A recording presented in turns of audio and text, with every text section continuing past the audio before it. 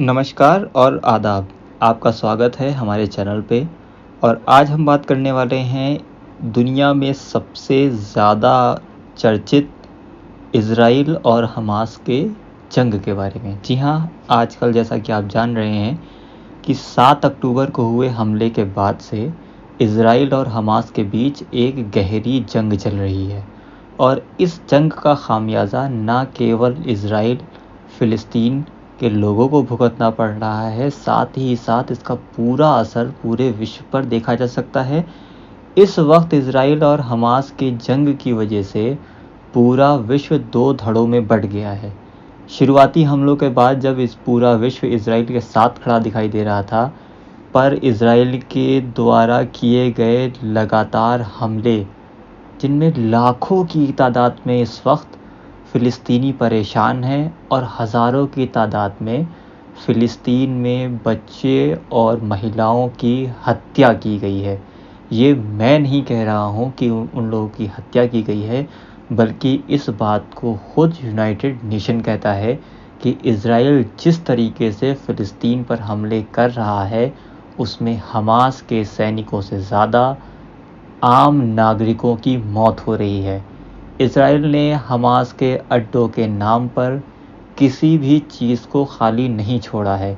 Israel ने church, road, hospital, school, playground जैसी वो जगहें जहाँ पर गोलीबारी करना तो दूर, वहाँ के पास में सायरन बजाना भी मना है, वहाँ पर बड़े बड़े बम गिराए हैं। एक अनुमान के अनुसार ये कहा जा रहा है कि इज़राइल ने फ़िलिस्तीन पर इतनी ज़्यादा बम गिरा दिए हैं, इतने ज़्यादा बम गिरा दिए हैं कि अगर उन सब की एनर्जी को एक साथ रख के दगा दिया जाए, तो वो एनर्जी एक परमाणु बम से भी ज़्यादा हो सकती है।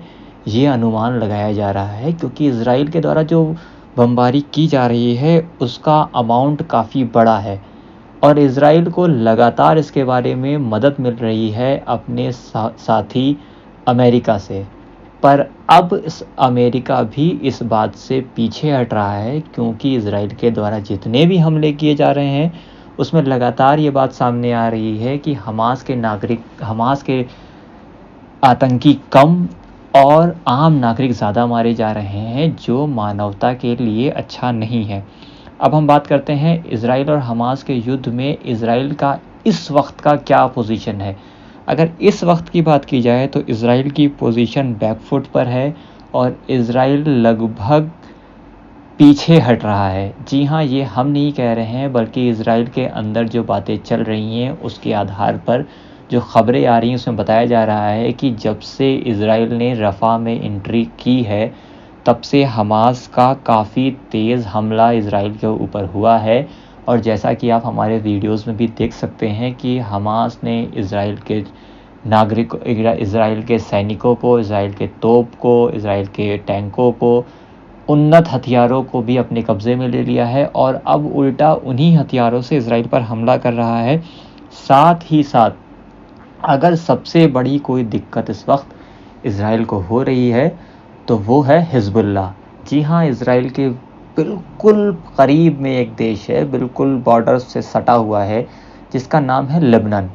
और लेबनान में एक चरमपंथी संगठन, जिसको कहा जाता है कि इसको इज़राइल के विरोध करने के लिए ईरान से समर्थन मिलता है, उसने इस वक्त इज़राइल की नाक में दम कर रखा है और इज़राइल की सबसे बड़ी सुरक्षा प्रणाली यानी आयरन डोम डिफेंस सिस्टम को भी तबाह कर दिया है। ये वही आयरन डोम डिफेंस सिस्टम है जिसने अभी तक इज़राइल को सुरक्षा दी थी, वरना इज़राइल की हालत भी काफ़ी हद तक वो हो सकती थी जो इस वक्त आप गाज़ा की देख रहे हैं। जैसा कि आप देख रहे हैं, गाज़ा में पूरा शहर का शहर कहें, पूरा एरिया का एरिया तबाह हो गया है।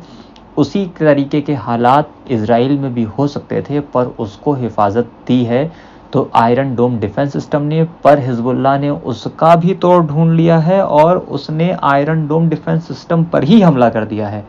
जी हाँ, हिज़्बुल्लाह ने आयरन डोम डिफेंस सिस्टम पर हमला करते हुए उसकी बैटरियों को काफ़ी हद तक नुकसान पहुंचाया है और ये हमला बाकायदा वीडियो में रिकॉर्ड करके हिज़्बुल्लाह के द्वारा इंटरनेट पर अपलोड भी कर दिया गया है, जिससे इज़राइल को न केवल सैनिक क्षति हो रही है, साथ ही साथ भविष्य में उनके सैन्य व्यापार पर भी काफ़ी ज़्यादा इसका असर देखने को मिलेगा।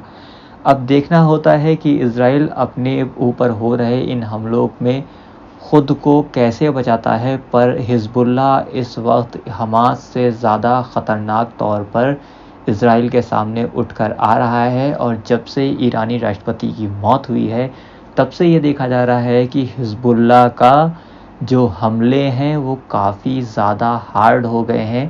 पहले जहाँ हिज़्बुल्लाह छोटे-छोटे हमले करता था, अब वो बड़े और अंदर तक जाकर हमले कर रहा है। और अगर यही सिलसिला जारी रहा तो हो सकता है इज़राइल को और भी ज़्यादा मुश्किलों का सामना करना पड़े।